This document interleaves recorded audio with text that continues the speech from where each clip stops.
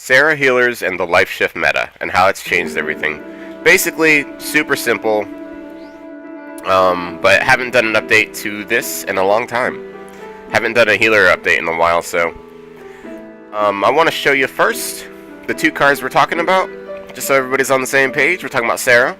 She's your Oath Bond. She gives you boost. I mean, not boost. I'm sorry. It's Brave, Faith, and Ult Charge. No boost, and that's going to be important later, but comes with Life Starter. And that's going to be important. This is going to be our replacement for Knights of the Round that we're talking about today.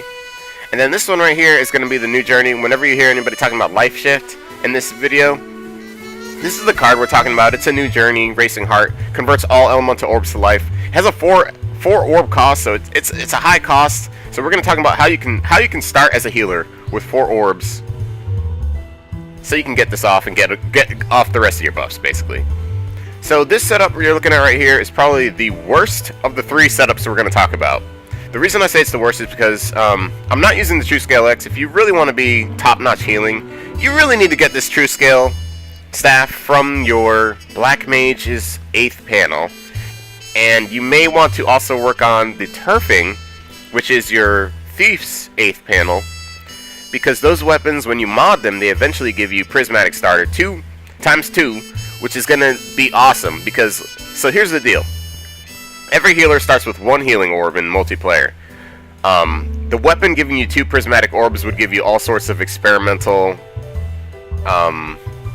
just all sorts of more options, basically. It gives you more options. You're going to be able to get this life shift off, you know, without issue, and you're going to be able to use like the best possible cards.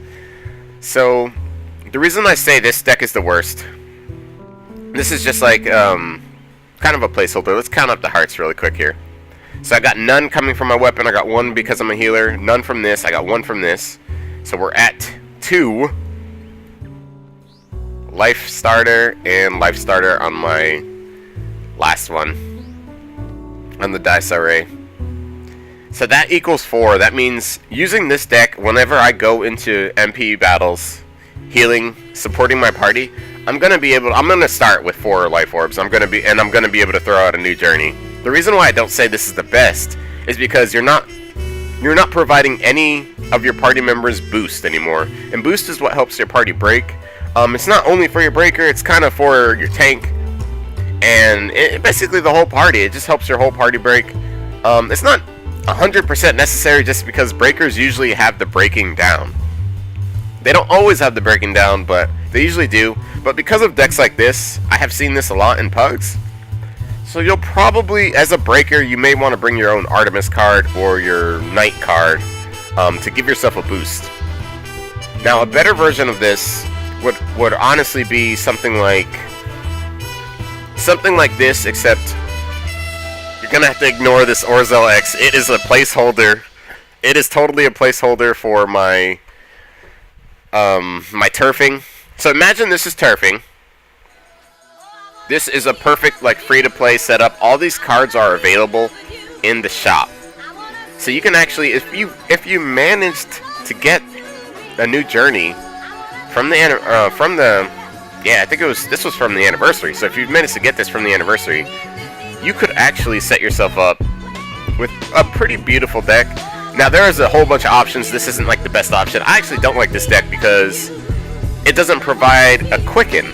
I like a quicken, but this is like a really good option for free-to-play players. All these cards are available. Again, this is Knights of the Round. After the life shift, you got Undying, and then very last and not least at all, your Mighty Guard. So all these cards are available in the shop, and they're all really, really good for healers right now.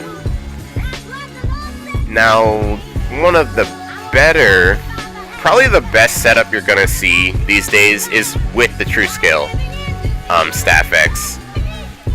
So you would see something like, of course, no Aerith. This is an Aerith-less discussion right now. So you would see something like this. This is something more I would use. And then, of course, instead of my paddle, I would use my True Scale Staff X if it was leveled up and everything. And it had that Prismatic Starter +2. So if you take healing seriously, from now to the rest of the game, you may want to be leveling up this healing staff, these the turfing and the true scale. Now this is a deck I would prefer to run these days in this current meta. Of course, Knights of the Round does not give you that life starter. So, it won't work for me, but for other healers, this is going to be beautiful.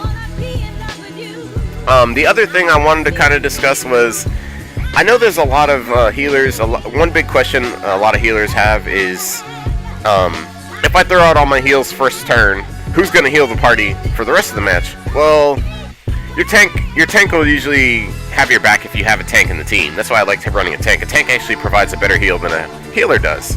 So, you know, it may be beneficial to run that. What I find usually happening, though, is if I get all my buffs out, the party, I can usually trust the party to destroy the Sicarius, destroy everything after the buffs come out. And usually players prefer that you throw all the buffs out. That being said, if you feel the need to stagger your abilities, depending on the battle, like when we had 5-star, 4-star Ultimate Weapon, things were a little different. I was staggering my abilities a little bit more. But in the 4-star battles that we've got right now, it might not be 100% necessary to stagger your abilities, but go with what your gut tells you to do. And if you have any questions, you're definitely invited to come by the Dreamer Society Discord. We've got that Q&A section in there. And of course, you're always invited to the streams at twitch.tv/RobbieDag. And if you have any questions, throw them down below. We're here for you. Dreamer Society is always here for you. These guys are the best. And I will see you guys super soon. Best of luck. Catch you later.